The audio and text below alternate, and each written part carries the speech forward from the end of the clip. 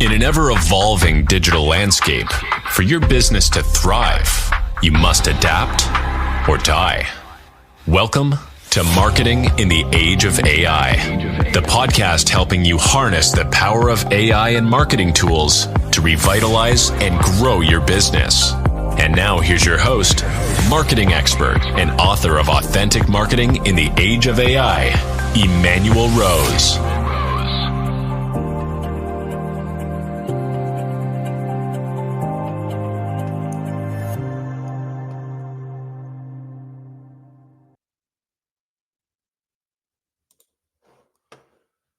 Welcome to this episode of Marketing in the Age of AI.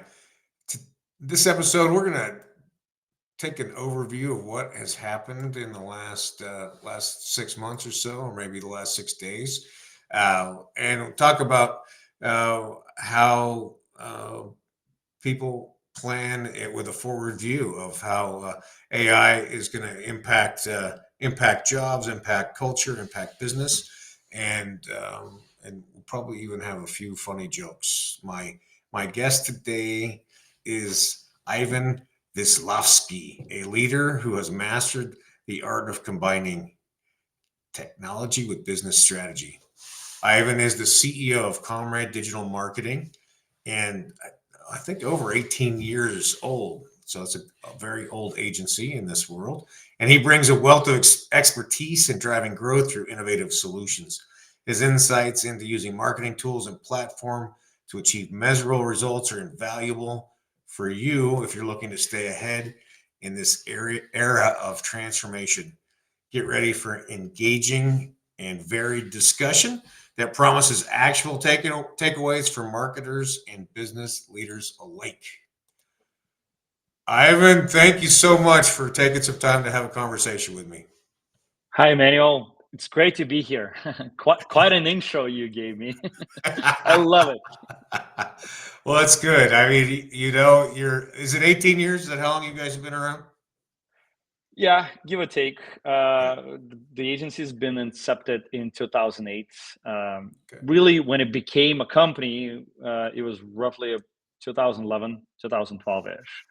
Up until, from 2008 till 2011, it was more of a hobby side hustle, per se. So yeah, if you take the full history from 2008, it's 17, getting close on 18 years. So April is actually when we're officially going to turn 18.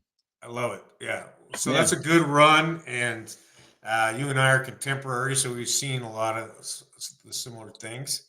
And we've seen the dramatic changes that have overtaken marketing over that time. I mean, I was just getting started in the agency world when social media was a force of nature and couldn't be ignored anymore.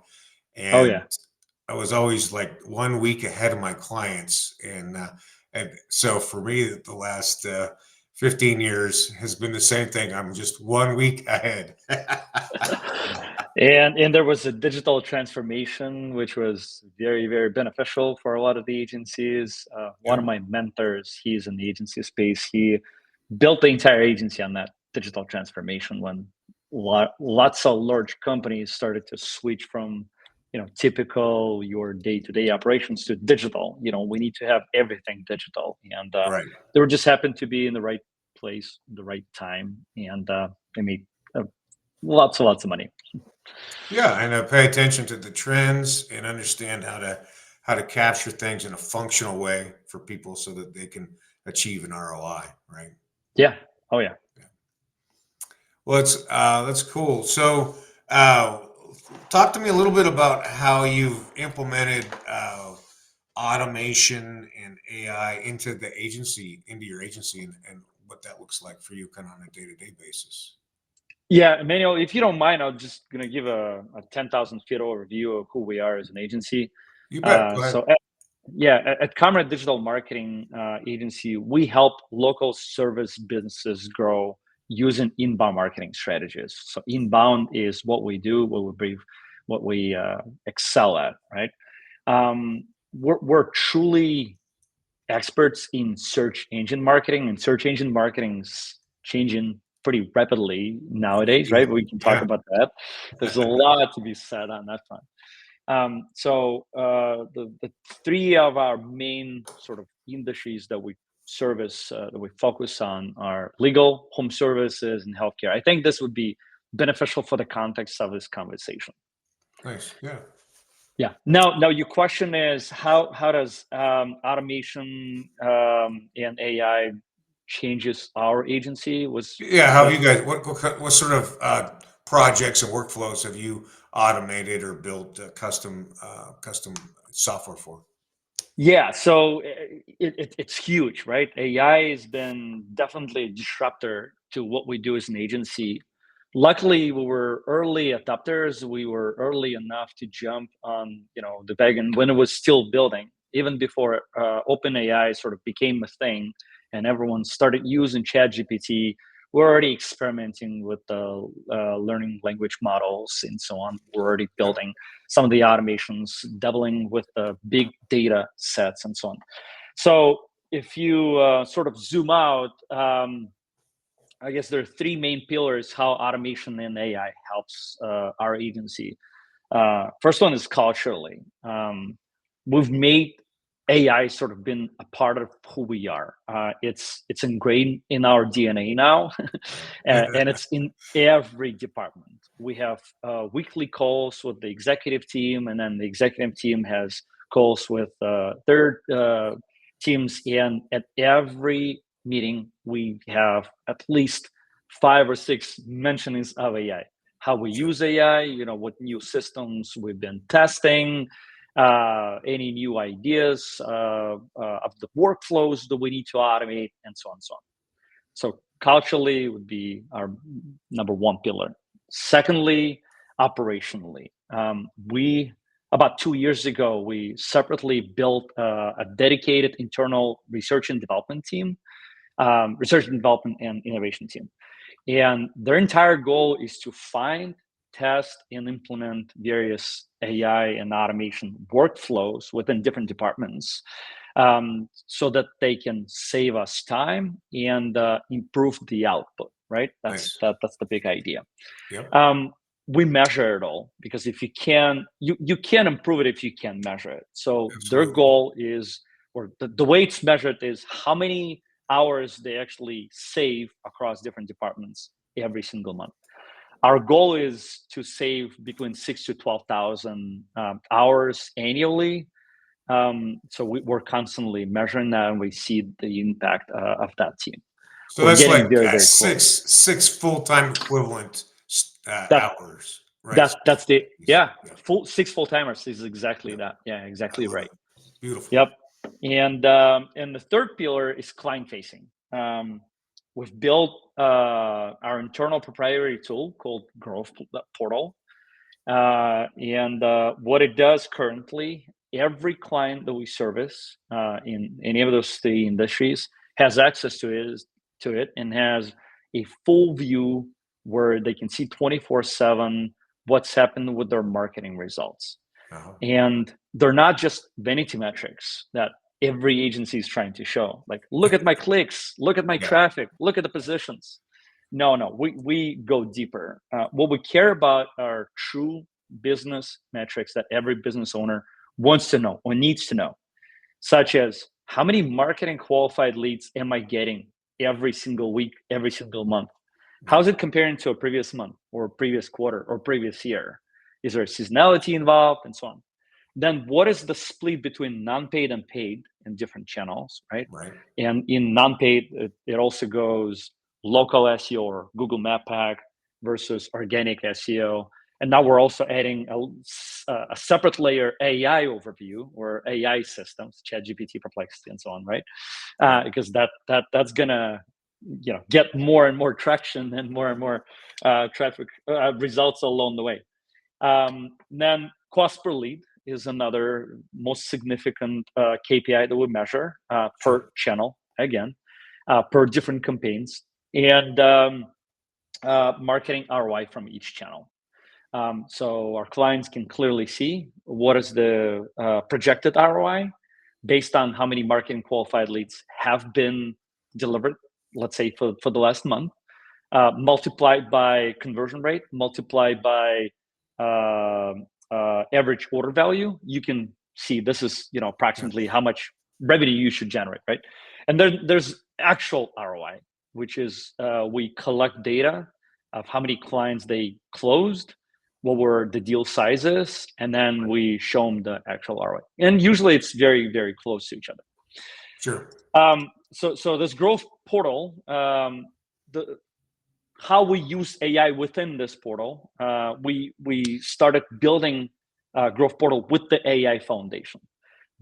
We used to have 4 individuals that used to qualify leads for every single client, for every single campaign that we would build on client behalf.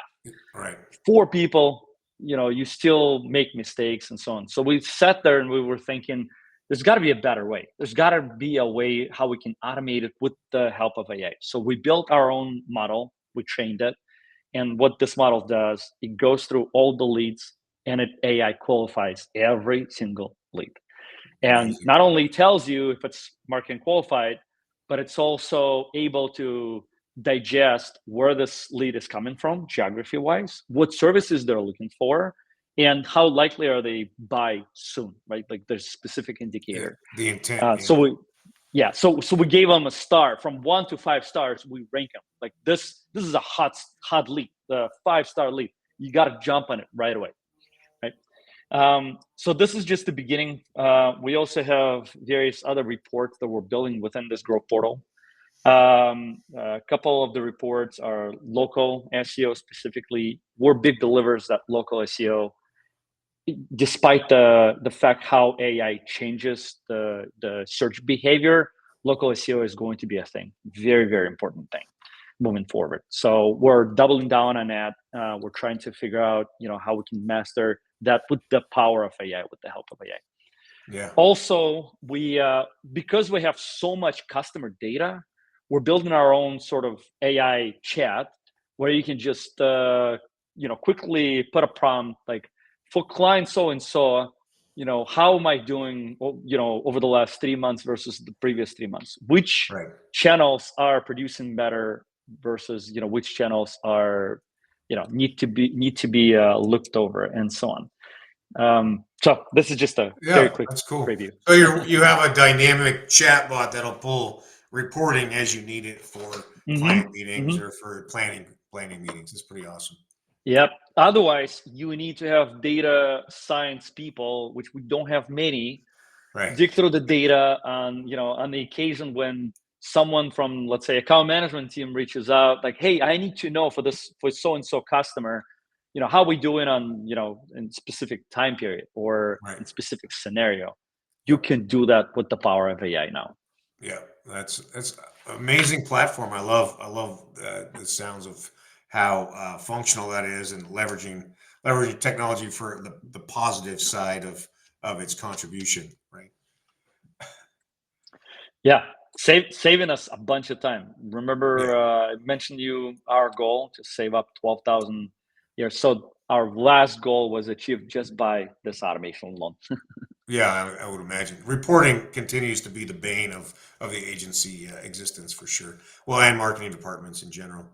I'm curious what your philosophy is on how you're doing the GEO. How you're kind of splitting SEO and GEO, and moving forward, how you're building content to be most crawlable by the Perplexity and Claude and these various services.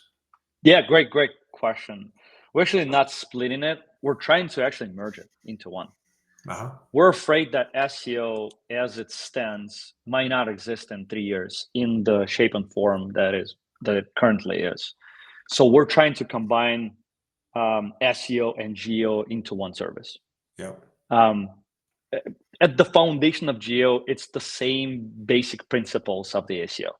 Right. Based on our research, 80 to 85% of the activities to achieve great GEO results are going to be similar to your typical SEO algorithm updates, right? Like everything, from EAT perspective, content generation perspective, keywords, visibility perspective, link building, authority, directories, and so on and so on.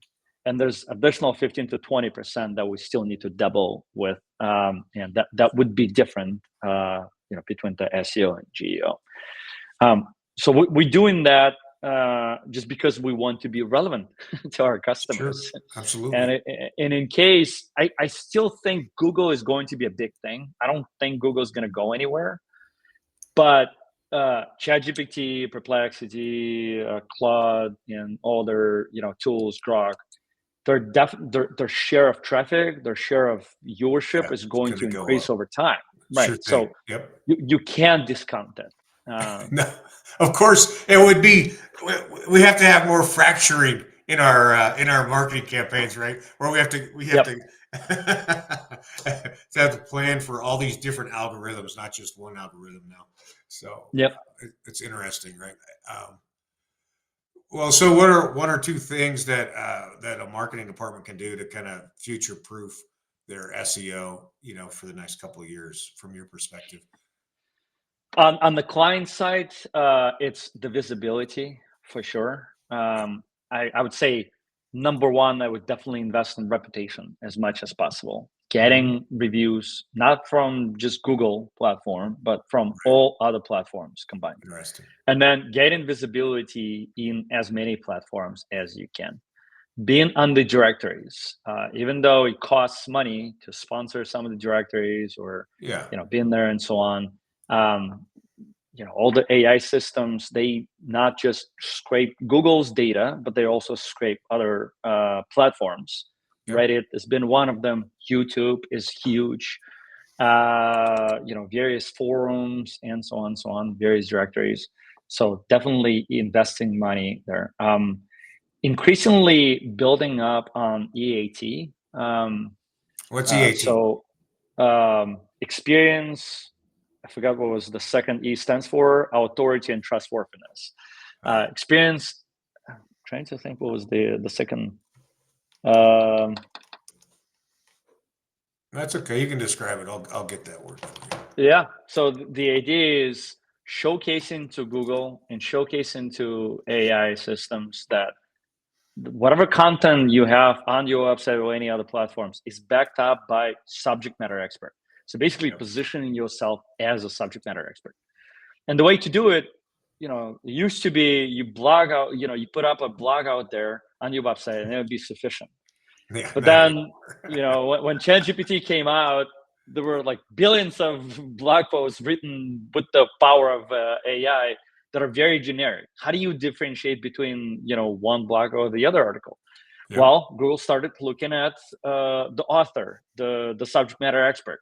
Can I really trust this person or not? Is this content valuable? Admin 1612 is not very trustworthy. Exactly. Right.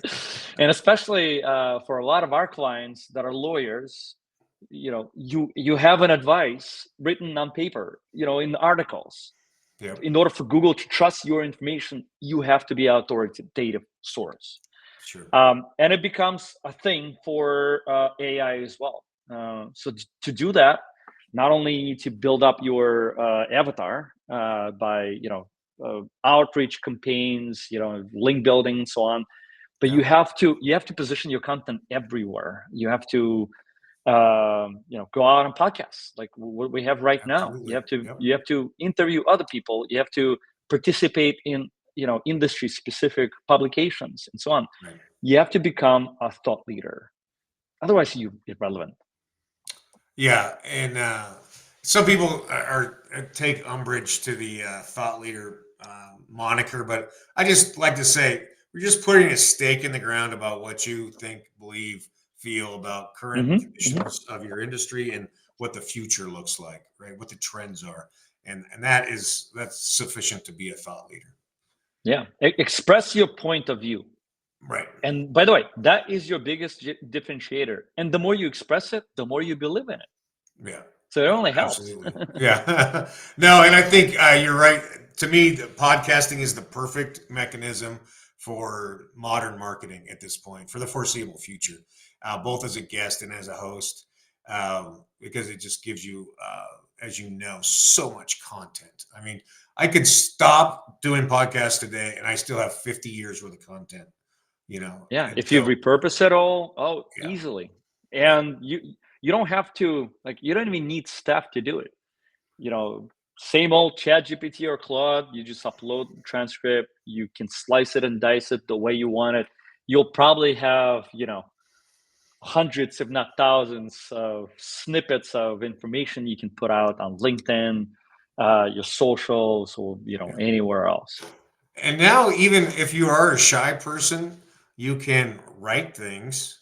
You can feed that into uh, certain A, services. a Get it video, voiced. yeah, video It's AI. Yeah, your own likeness, reading it essentially.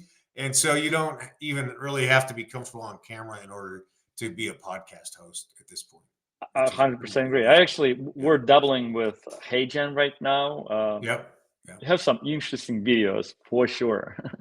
It did Yeah. take us a while to get it to a version where it looks like a human being, because there's a lot of, like, if you animate a lot, if you use your hand gesture a lot, then what you're gonna see is, let's say if it's a 2 or 3 minute video, Oh, you're fingers. constantly gonna be doing this throughout the video. Right. Yeah. No, I did one of those too. I thought I would never do the likeness. I thought that was my line, but then I was trying to read a case study, and I just couldn't get it done. And so then we ended up using a service similar to HeyGen in order to do the video, and it came out beautiful. It's very nice. Yeah. So it's a nice solution for people who don't want to be on the camera. And Emmanuel, I think this is just the surface, right? Like what we see right now with HeyGen and so on. This is just the beginning. It's as We're dumb as it gonna will ever be right now. exactly give it a year, give it 2 years, you would Yeah, not be able to tell the difference. yeah. Well, let's talk about that a little bit. Like, what do you see as far as what marketing and marketing agencies look like, say by 2028?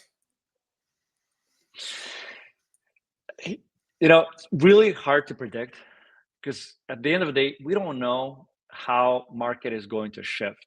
And what I do know is just we have to be adaptable and we have to be flexible as much as possible. Yeah, um, because the rules of the game change very quickly. yeah, It used to be that Google used to have, a big update to its algorithm every other month, or once a quarter, and then smaller algorithm updates, like every other week or so. With AI, I think it's going to be rapidly scale up, and we're going to have to rapidly adapt to it as well. Adapt to the needs of our customers too, because the search behavior is going to change, and it's going to change all the time. So we have to understand, how do we get that user? How do we get their attention? As marketers, we have to understand, where are they going to search for information? There's no longer going to be one source of data. People are not just going to go to Google 90% of the time and right, Google for information. right. People have choices now, right? They can go to so many different tools. And I think it's extremely crucial for us agencies, for us marketers, to pick our lane, to pick our niche, or to pick whatever it is. It could be a vertical, it could be a service, and Yep, become hyper focused in that space. Because at the end of the day, what will truly matter is your mile deep understanding of that industry, of that customer, of what they search for, their pain points, time when they make decisions, and so on and so on. I don't think it's sustainable to be everywhere at once. I don't think this could be, this is a winning scenario anymore. yeah, So I think specialists are going to win in the long run. And whoever is not going to be going to adapt to AI thing will probably have to transform, or they'll die. sure. Also, if you don't fully focus on delivering ROI and showing it to your customer, but you simply showing vanity metrics, as we call them, then I also don't think it's sustainable. I think your agency is going to have a hell of a time, because our clients will demand results. Our clients will demand that we show them true research on investment. They'll actually look at the charts, because it'll be so easy. They'll analyze their financial data. It'll be so easy. And they'll clearly see if we're bringing them enough leads, if we'll bring them enough traction so that their business can grow. Sure. So your typical focusing on traffic or positions will no longer be relevant. And to add to that, I think if you're still building up websites and that's most of your revenue, then I would definitely double down on something else. My dev team is currently saving up about 30% of their time because of dev tools like Copilot and Cursor and so on that automate a lot of the coding that we do. Sure. Coding is probably the fastest. It's where AI makes the most progress. Yep. So if you're still building websites and charging handsomely for it, sorry, I have a bad news for you. But that's not going to be sustainable. Yeah, for sure. Let's see. What about for you? Have you, as you've implemented tools for your workload, have you spent that time redeploying it back into the business, or are you using it to spend more time with your family, or what are you doing with the time savings that AI is providing to you at this point? We're constantly perfecting. We're constantly trying to. We have such a big backlog of activities that we still want to implement. Sure. It's like we're getting addicted to it. At first AI gave us a free dose that was very addictive, very, very powerful, and we're so addicted now that we have like a million of ideas. We're trying to pack them into different backlogs. We already have a backlog for the next year and a half. Right. That's how much stuff we want to build. So I wish.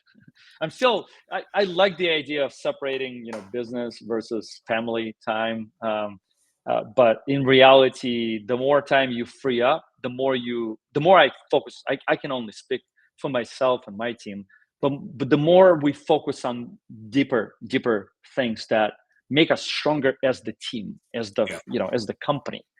Right. It's crazy the things that we talk about with our team, like the efficiency, the budgeting, everything. Like all those things did not exist a year or 2 years ago, just because we could not get so deep, could not have such a meaningful conversations.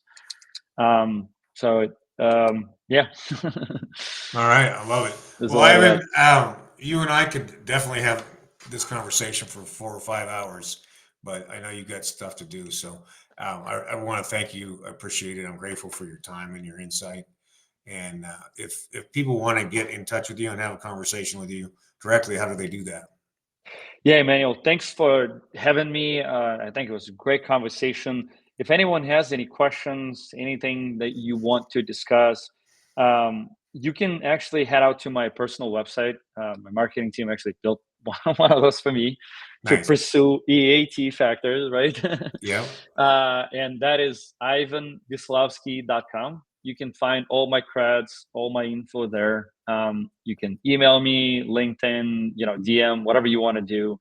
Even if it's just if you want to shoot some ideas or discuss what the world is going to look like in the next 3 to 5 years, I'm happy to do so. All right. Well, I love it. I love the work that you're doing, and I really, I'm going to reach out to you again, so I have you on the show again. We can see what's changed in 3 or 4 months. Love it. Thanks so much, Emanuel. Thank you, Ivan. Yep. Have a great day. Well, I love the work that he's doing. Comrade Digital, Ivan Vislavskiy, and I hope that you got some value from the episode today. I think the greatest takeaway you can make is to take your team, do some strategic planning, and set an aggressive goal for how many human hours you want to save by implementing some some form or fashion of automation or AI into your marketing department, into your or any part of your administration. So I hope you've had some value from our conversation today, and I hope that you test some tools, upskill yourself, and save yourself an hour or two to spend with your friends, your family, or to get outside and feel the sun on your face. It's Emanuel Rose, Marketing in the Age of AI. Thanks for listening to Marketing in the Age of AI. Be sure to subscribe wherever you heard this podcast so you never miss a future episode. Your copy of Authentic Marketing in the Age of AI is available at Amazon.com or EmanuelRose.com. You can also connect with Emanuel on LinkedIn. Thanks again for listening, and we'll see you next time.